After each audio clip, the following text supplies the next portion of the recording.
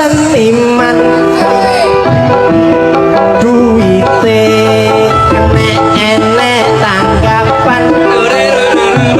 duit akeh nanti kantongan yen sepi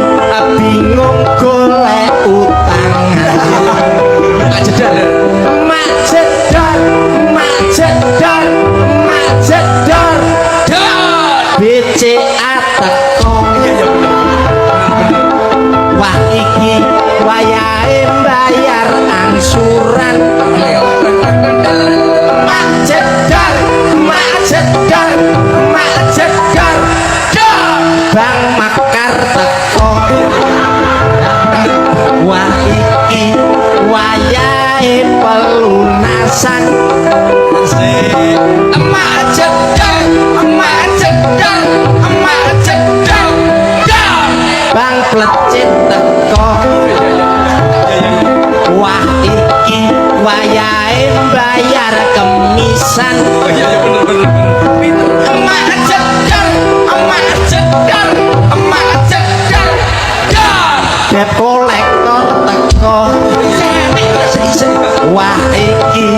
penake aku ndelik owe aku ndelik owe aku mlayu owe aku mlebu owe terus metu apa wih Bapak lagumu kayak menjerumus Mas aku panjen aku utang tok Mas sebabnya apa bayi lahir ke tangannya kok mesti gegem lane tangane begar ya dalane mbok suwek kabeh to mah gegem wis jahitan 10 pamrene begar angel jak omongan kok iso tekan dindi iki pil sapa tua lho iki logika Mas sebab apa bayi ke tangane kok gegem nek tangane bayine begar nek pas lairan dalane mboke suwek kowe takono sing wong meteng-meteng lho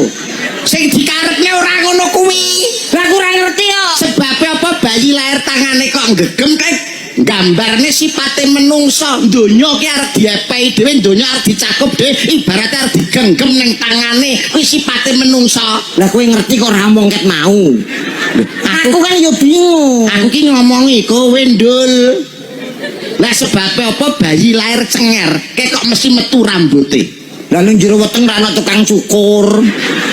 kuwi munggo ana ya kuwi disemir terus dikai mohak apik mesti metune Mas ngepang iki ngene ya Allah Gusti ora ngono sing tak karepne sebab apa bayi lahir metu rambute ke sebab gen antarane bapak karo ibu dadi satu akhirnya menjadi rambut tegese ngeram barang sing lembut batuk ngembat barang sing gumatuk mata ngemot barang sing tumata grono tegese segere wis ana cangkem dicancang supaya mingkem janggut dijanjang supaya bisa manggut-manggut tangan basa Jawane asta tangan tengen ge mangan sego tangan kiwa ge ngrayangi guwa alah iki lho kok